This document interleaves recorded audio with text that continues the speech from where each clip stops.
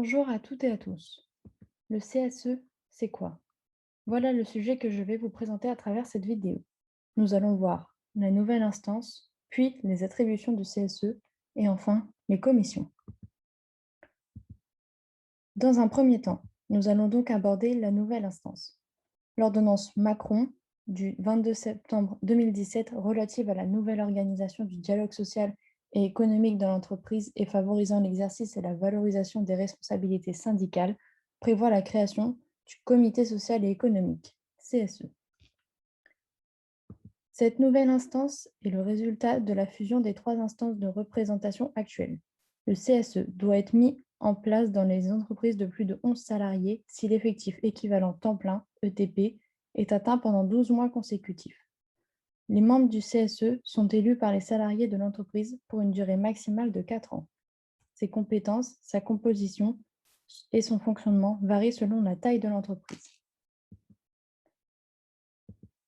Les anciennes instances, elles ne disparaissent pas, mais elles sont intégrées au CSE. Les rôles de ces instances sont attribués au CSE et réévalués pour être adaptés aux petites entreprises et au nombre d'élus.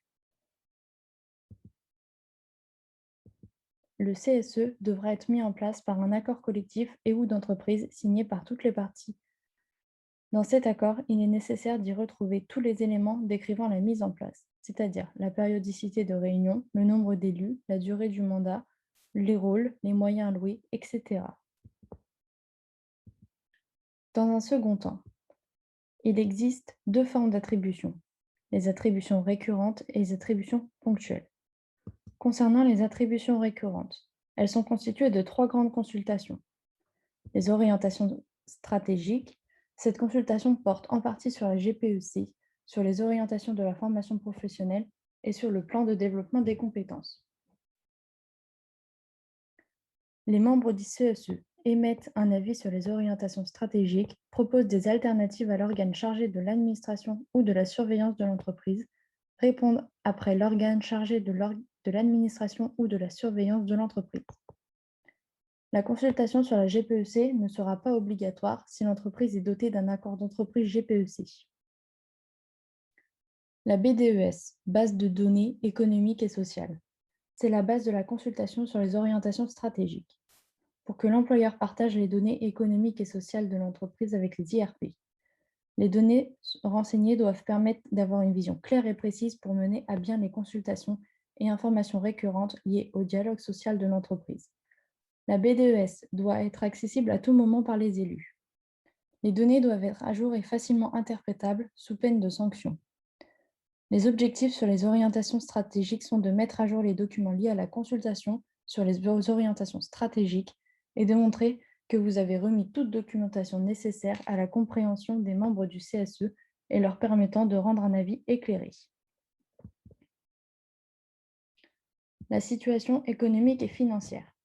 Pour cette consultation, le CSE peut se faire assister d'un expert comptable et dans les entreprises de plus de 1000 salariés, la commission économique du CSE peut également être chargée d'étudier les comptes de l'entreprise. Les objectifs sont examiner l'activité, les résultats et la santé de l'entreprise, et ainsi fournir également des éléments essentiels tels que ceux portant sur les salaires, l'accord de participation ou d'intéressement.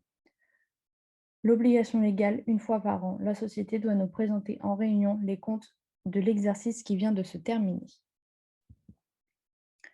Nous avons ensuite la politique sociale de l'entreprise.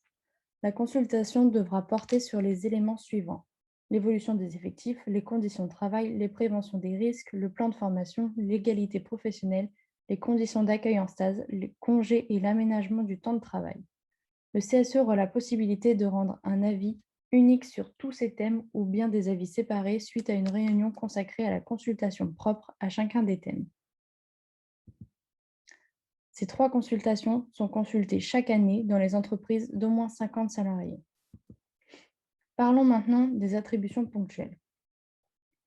L'ordonnance a introduit une nouvelle modification substantielle en matière de consultation ponctuelle: la possibilité de les aménager conventionnellement, faculté qui n'existe antérieurement que pour les consultations récurrentes.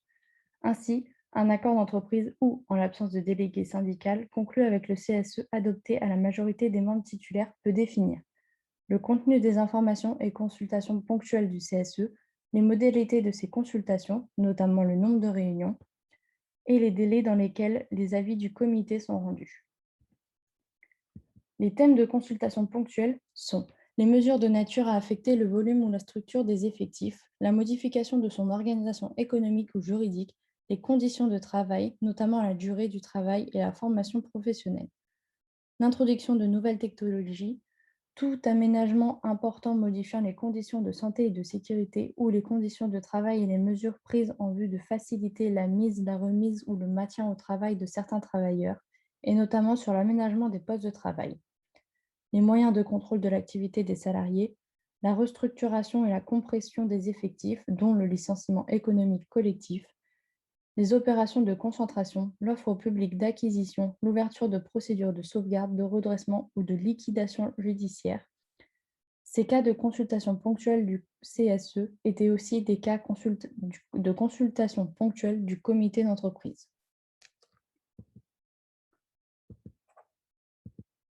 Dans un dernier temps, je vais vous présenter les différentes commissions. Il y a tout d'abord la commission de marché. Elle est obligatoire pour les entreprises dépassant deux de ces seuils. Le seuil de 50 salariés, le plafond de ressources annuelles fixé à 3,1 millions d'euros, le plafond de bilan fixé à 1,55 million d'euros. Les membres sont désignés par le CSE et le président. Les missions de cette commission sont chargées de sélectionner les fournisseurs et prestataires du CSE et d'améliorer les procédures d'achat, le compte rendu au moins une fois par an. Il y a ensuite la commission santé et sécurité et conditions de travail. Elle est obligatoire dans les entreprises de plus de 300 salariés, dans les établissements CVSO, sites industriels présentant des risques d'accidents majeurs, installations nucléaires, gisements miniers, etc. Dans certaines entreprises de moins de 300 salariés, si l'inspecteur du travail estime que c'est nécessaire. Les membres de cette commission sont l'employeur ou son représentant, et minimum 3 membres représentants du personnel, au moins un du second collège ou un du troisième collège. La mission de cette commission est que tout ou partie des attributions du comité relatives à la santé et à la sécurité et aux conditions de travail. Exemple de prise en charge, analyse des risques professionnels et des actions de prévention du harcèlement moral, harcèlement sexuel et agissement de travail, et agissement sexiste. Il y a ensuite la commission de formation. Elle est obligatoire dans les entreprises de 300 salariés et plus. Cette commission est présidée par l'employeur. Les missions sont préparer les délibérations du CSE, notamment la consultation sur le bilan et le plan de développement des compétences, étudier les moyens qui permettent de favoriser l'expression des salariés en matière de formation, étudier les problèmes spécifiques concernant l'emploi des jeunes et des travailleurs. Enfin, il y a aussi la commission d'information et d'aide au logement. Cette commission doit être présente dans les entreprises de 300 salariés ou plus et dans plusieurs entreprises de moins de 300 salariés. Les membres de cette commission sont des membres élus du comité, des représentants syndicaux, des salariés, et elles sont présidées par un des membres. En l'absence d'accord, les membres sont choisis parmi les salariés. Les missions de cette commission sont accompagner les salariés qui souhaitent acheter ou louer un logement, proposer des critères de classement des salariés candidats à l'accès au logement en tenant compte notamment de leur charge de famille. Il y a ensuite la commission égalité professionnelle. Cette commission est obligatoire dans les entreprises de 300 salariés et plus. Elle peut être constituée de membres du CSE. Sa mission est préparer les délibérations du CSE prévues dans le cadre de la consultation sur la politique sociale de l'entreprise, les conditions de travail et l'emploi. Enfin, la commission économique. Cette commission est imposée dans les entreprises de plus de 1000 salariés. Les membres présents dans cette commission sont les 5 membres représentants du personnel, dont au moins un cadre réuni au moins 2 fois par an. Le président, ou qui est soit l'employeur ou soit son représentant. La mission de cette commission est l'étude des documents économiques et financiers recueillis par le comité. Les entreprises de moins de 300 salariés peuvent par accord choisir de mettre en place les commissions. Voilà, c'était donc la présentation de « Et maintenant, le CSE, c'est quoi ?»